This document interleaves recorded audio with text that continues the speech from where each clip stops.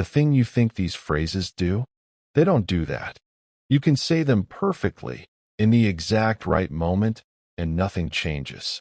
Or you can say something completely ordinary and watch someone reorganize their entire emotional life around you. The phrases aren't the mechanism. Something else is. What we're talking about is a specific psychological response that happens in the brain before someone even hears what you've said. It's why some people text you back in seconds and others let your message sit for hours. It's not about being clever. It's not about being confident in a way you've been taught to perform. It's about being the thing that creates a specific kind of uncertainty. And that uncertainty is what pulls someone toward you instead of away. This is about the gap between what dating advice tells you to do and what actually happens in someone's attachment system when they're around you. The question is, what if the 3 phrases that create chase aren't powerful because of what they communicate, but because of what they don't? Before we get there, 3 things worth knowing. Most people, when they feel distance from someone they care about, do the same thing. They increase contact. They send a follow-up message. They add an explanation to the last thing they said. And they do this because it feels like the logical response to distance. But there's a specific thing that happens in the other person's nervous system when you do that, and it is not what you'd assume. Second, there is a specific type of phrase that triggers what psychologists call the Zeigarnik effect, the brain's tendency to hold open loops longer than closed ones. This is the same mechanism that makes you remember an unfinished task more vividly than one you completed. And it can be activated in conversation in a way that creates a very specific kind of preoccupation in the person you're talking to. And third, there is a reason why the people who seem to require the least effort are often pursued the hardest. It has nothing to do with playing games or following rules. It has to do with how the human brain assigns value and why we use effort as a proxy for worth. These are the 3 tensions this video is going to resolve. Let's start with what you're probably already doing. You matched, or you met at a bar, or through a mutual friend, or at a work event. The context doesn't matter. What matters is that there was something there. A conversation that went longer than expected. A text exchange that felt different from the usual ones. A look across the table that registered somewhere specific. And then the wait. You sent a message, and before the reply came, something happened in your body. Your attention kept drifting back to your phone. You found yourself mentally replaying the conversation, looking for things you might have said wrong. And when the reply came back short, or when it came hours later, you noticed a specific tightening in your chest. Not pain exactly, more like a signal, an alert. That is what anxious activation looks like in early dating. And it is not a personal flaw. It is a biological response to perceived uncertainty in a situation where you have already invested something: attention, anticipation, hope. The nervous system treats an unread message the same way it would treat an unanswered question about safety. Because socially, that is exactly what it is. So you did what most people do. You sent a follow-up. Maybe it was, just wanted to make sure you got my last message. Maybe it was, haha, no worries if you're busy. Maybe it was a meme, something that could pass as casual but functioned as another reach for contact. And you might have gotten a reply, a warm one even, but something felt slightly different after that. Slightly less taut, slightly less interesting. And you couldn't name why. What you were feeling was the first shift in perceived value.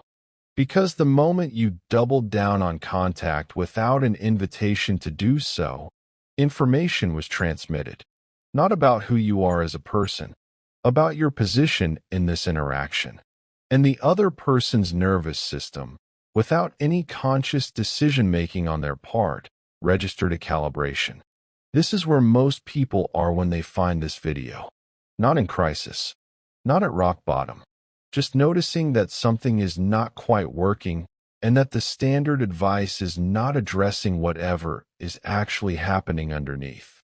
Looking back, the first sign is usually already there. It just doesn't look like a warning yet. Here is where the psychology gets specific. There is a 2011 study out of the University of Virginia, researchers Whitchurch, Wilson, and Gilbert, that looked at how uncertainty affects attraction.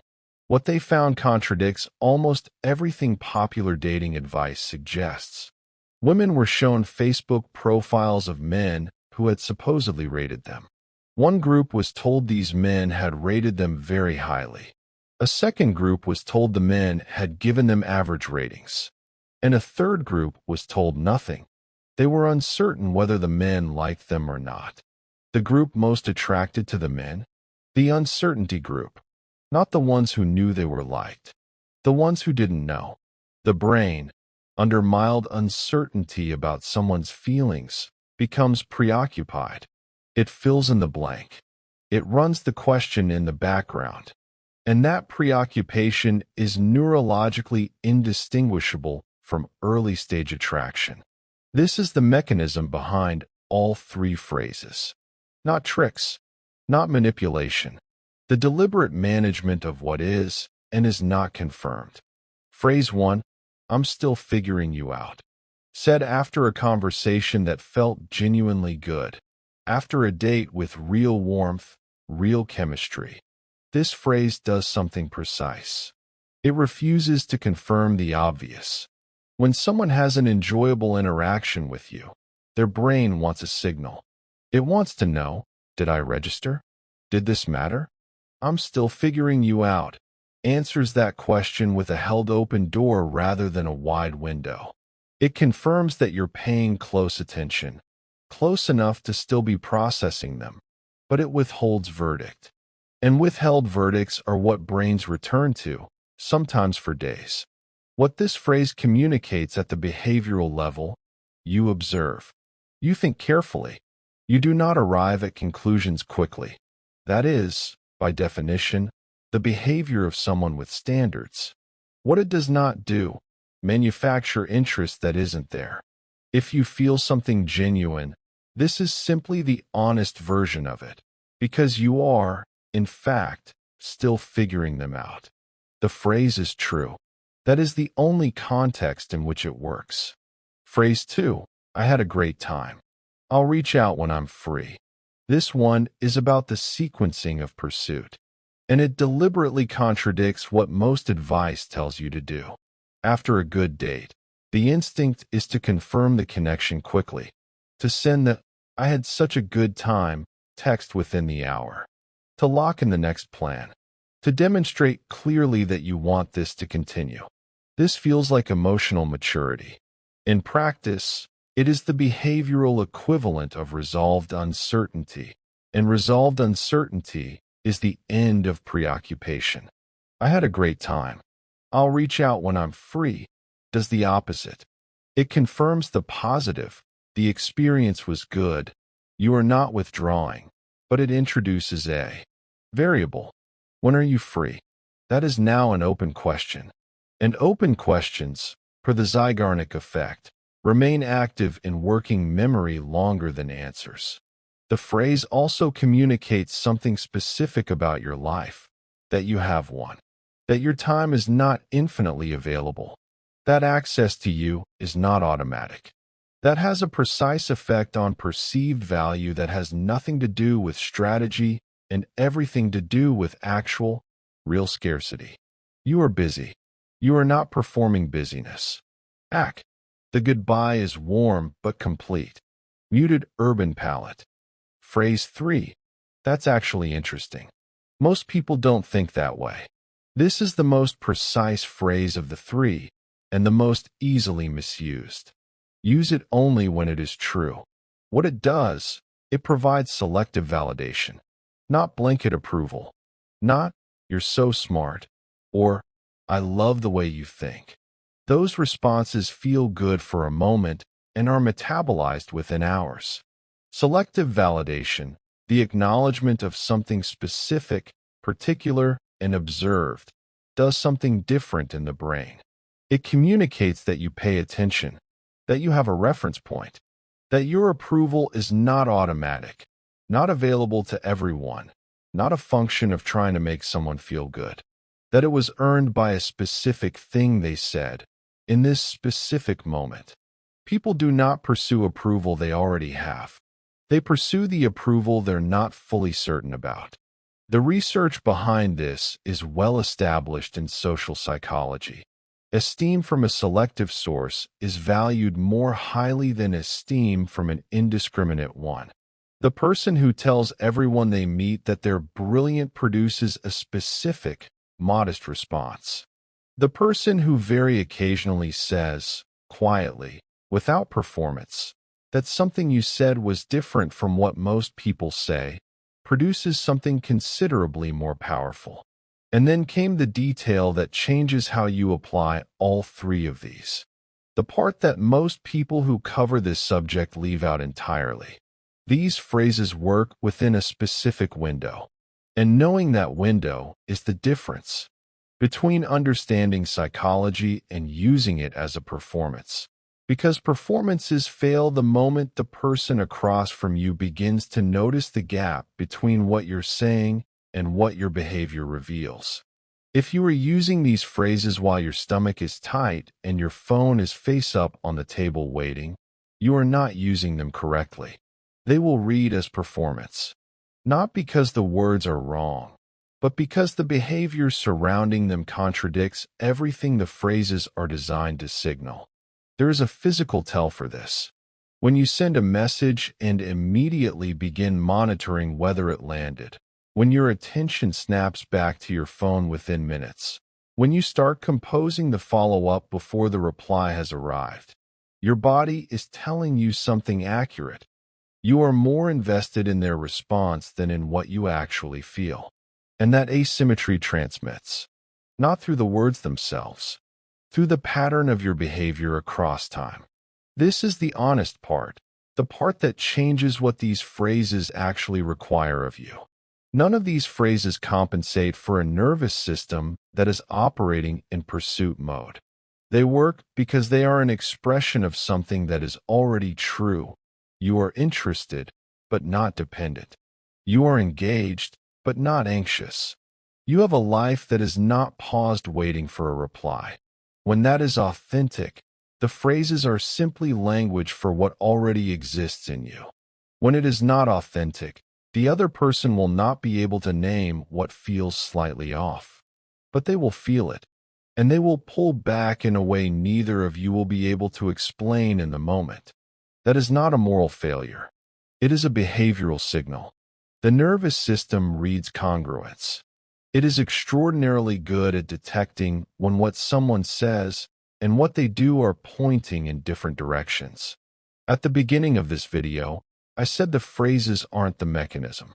The mechanism is this: perceived value under uncertainty. The brain's documented tendency to pursue what it cannot fully read. The neurological reality that we do not chase what is already confirmed. We chase what is still being resolved. These three phrases work because they hold that resolution back long enough for genuine curiosity to form. Not indefinitely, not as a game, just long enough for the other person to close the loop themselves, which they do by reaching back toward you. That's not manipulation. That's understanding how attraction actually functions in the human brain and choosing not to work against it. The Whitchurch study did not find that uncertainty hooks people forever. It found that uncertainty, in the context of genuine positive feeling, amplifies that feeling. The feeling has to already be there. The phrases do not create chemistry. They give chemistry room to develop rather than collapsing it immediately under the weight of too much confirmation, too early. So the real question is not which phrases to use. The real question is, what would it look like to stop optimizing for someone's approval and start behaving like someone whose approval is worth optimizing for? Because that is the behavior these phrases are pointing toward. That is what they are language for. And once you are genuinely living there, not performing it, not mimicking it, actually living there. You will not need to remember any of this. You will just be the person who does not need to chase, because you have stopped behaving like someone who does. Here's what I want you to sit with, and I genuinely like your answer in the comments. When was the last time you sent a message or made a move from anxiety rather than from genuine interest? Not to get anyone to do anything, just to reduce your own uncertainty. That is the distinction most dating advice never makes. And I think it is the most important one.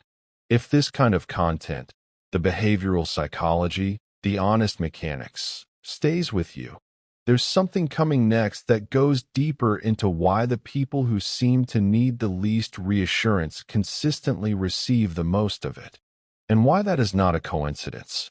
If this stayed with you, you know what to do.